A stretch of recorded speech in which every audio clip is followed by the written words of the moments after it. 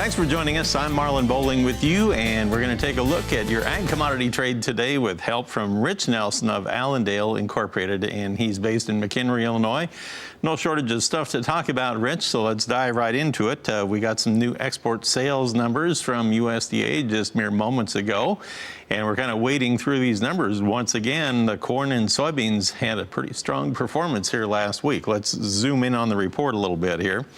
On the corn, we had well over 1 million metric tons once again sold last week. It came in at 1.23 million this time around. And it looks like we had soybeans at 1.3 million this particular week here. We had soy meal coming in at 321,800 tons, soy oil 6,300 tons, and you had the wheat at 239,800 tons. Now that wheat number was down sharply from what we had the previous week, but the corn and soybeans actually had a fairly strong number, and I noticed on the corn sales, we had Mexico in as the second biggest buyer last week, and also that was on the old crop, and they were also in there for the second largest purchase on the new crop corn. And if you look further into it, on the soybeans, we had Mexico in there for 403,000 tons of that total for the new crop production there. So they have been in there consistently as a strong buyer. And on the next page, I wanted to show our viewers at home and point out for our listeners on rural radio, we had grain sorghum sales at 11,400 tons. The reason that's significant is it's for the old crop, but the biggest purchaser was China, and I thought that was intriguing. Upland cotton, 192,400 running bales this time, and rice, 84,500. So your takeaways here, Rich, from the numbers that just came out moments ago. You know, for the most part, I think you pretty much said exactly how I'd put it right now as far as these corn sales. They were okay here, 1.2 million tons. Soybean sales just continuing what's been a very good pace, and so far not showing any serious weakness at all. So good sales there for the soybeans. One thing we can't ignore is this discussion about wheat.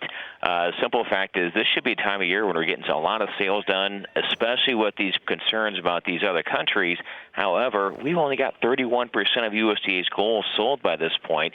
And heck, usually I think by now we have about 48% sold. So still good soybean sales continuing, so that's positive. Wheat sales continue to lag, though. And I just wanted to point out, back on the cotton numbers, we had total sales this past week of 192,400 running bales. If you split that out, the vast majority of it was going to be for the 2019 and 2020 growing season, and of that, China was the biggest purchaser there. They had quite a bit of purchase for the 2019 and 20 season. Now, given that fact that China was in there buying, I guess underlying the whole thing is the fact that they are in there being a customer, whether they want to be or not, I guess.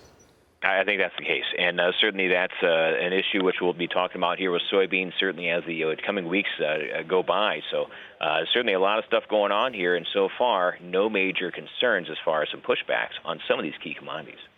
All right, anything else weighing or pushing on the grain market here today? Or, of course, still talk about the crop tour discussion here, and a simple fact is so far no major states popping up with any serious concerns here yet. So it looks like, for the most part, USDA is right with its current yield numbers on corn and soybeans. We'll see about that, though, here when the final results come out here tomorrow.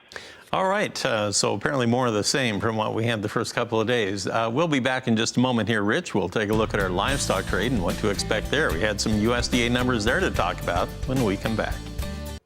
We're back with our discussion here with Rich Nelson of Allendale, and I wanted to point out we were covering our export sales this morning. We had beef and pork exports included in that report.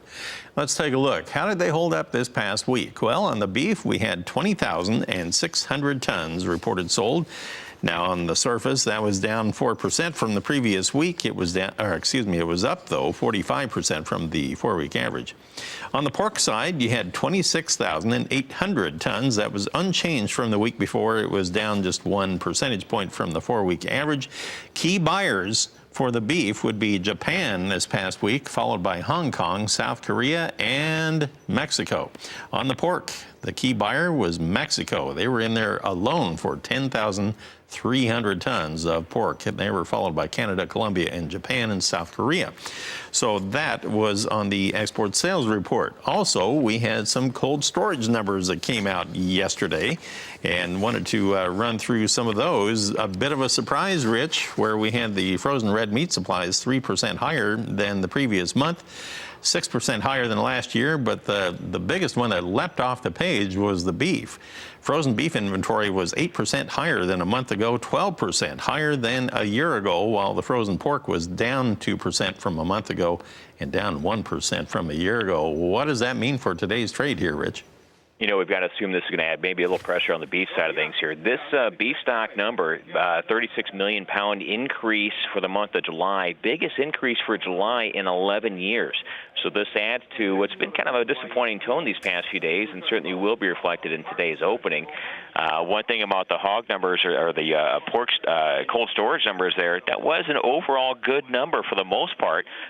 So it might add a little positive along with this weekly export sales number. So certainly a slightly bearish tone for beef opening here today, and maybe neutral, a little positive for pork. We'll see about that, though. So we have one report out of the way, and there's another one coming out tomorrow after the markets close. As we head into the weekend, it's going to be our cattle on feed report. We have some estimates based on a survey done by the Wall Street Journal, and I wanted to share that with our audience, the results of that survey. So the on-feed number that's expected to come out tomorrow is 104.5% of a year ago, or a 4.5% increase. Placements expected to be, this is the average guess, 106.4% of a year ago, and it's in a wide range of 100.6 to 114.4, a very wide range there. Marketing is expected to be, the average guess hovers around 105% of a year ago. And I think on the placements, you were a little bit higher than the average guess, right, Rich? We are. We're not the highest, but we are 8.7% over last year. So I believe there's maybe one or two others above us. And certainly this cattle on feed report is one thing which is kind of casting a small pall over this market, and also a reason why we probably won't see cash cattle move in a serious way until this Friday 2 p.m. report. So in terms of general discussions, maybe a slightly negative tone from this report and the beef cold storage numbers, but hopefully you'll find some better news up ahead here.